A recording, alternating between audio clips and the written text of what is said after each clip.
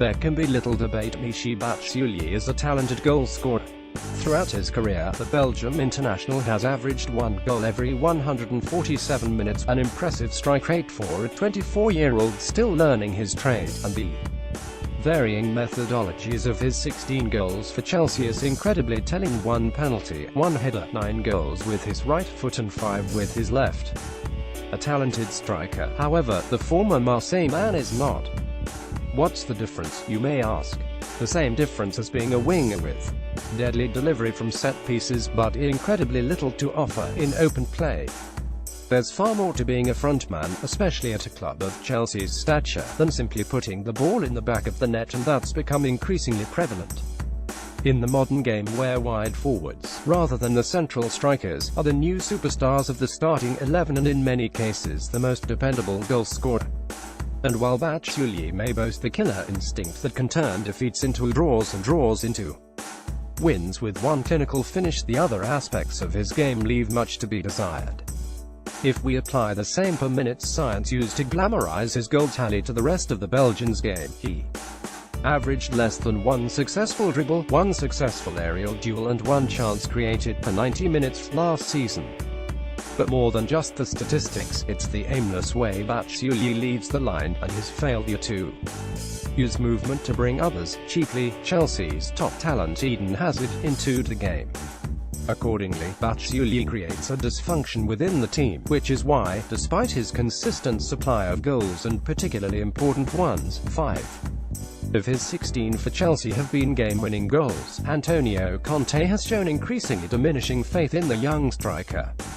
It's also why, when Batshuayi has been given chances to prove himself in the starting 11 rather than entering games from the bench, he's failed to take them. The scoreless draw with Norwich City in the 3rd round of the FA Cup last weekend was a telling example. Despite a consistent supply line from Willian, who was Chelsea's busiest presence at Carrow Road, Batshuayi couldn't outmaneuver a rugged defence to find the net against Championship opposition. And we know the problem isn't his finishing, it's his capacity to create situations where his finishing actually comes into play. But there is little doubt Batshuayi has talent, and therein lies the problem for the young striker he'll never improve on. The other parts of his game, particularly positioning, movement and hold-up play, while playing second fiddle to Alvaro Morata. Since signing for Chelsea last summer, Batshuayi has picked up just 1,483 minutes of game time. That's the equivalent of just 17 full 90-minute appearances, in the space of 18 months. Less than 1 full 90 minutes per month just isn't enough exposure for Batshuayi to gain the experience he needs to become a better-rounded frontman.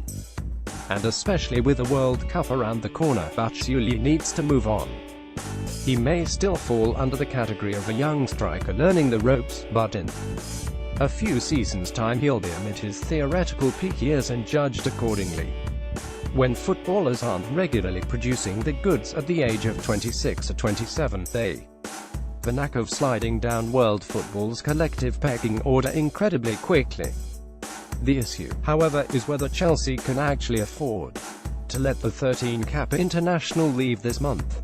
There's already huge pressure, both physically and mentally, on Alvaro Morata to provide goals because of Conte's lack of faith in Batshuayi, and that will only amplify if the Blues can't bring in a replacement before the January transfer window slams shut. Strikers, particularly, tend to be in short supply mid-season too. But it's clear that for both Chelsea and Batshuayi, the current status quo can't go on much longer, while the former will always be hindered without a second choice striker the manager trusts. The latter will never develop into a top-class striker by arresting his weaknesses without the game time to learn more about his trade. Whether it's in January or the summer, something has to give.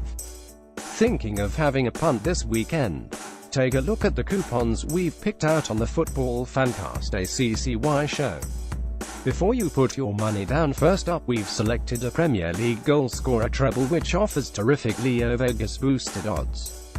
For those who like to spread the odds across the pyramid, we've also put together a very tempting fourfold of outright wins from the EFL.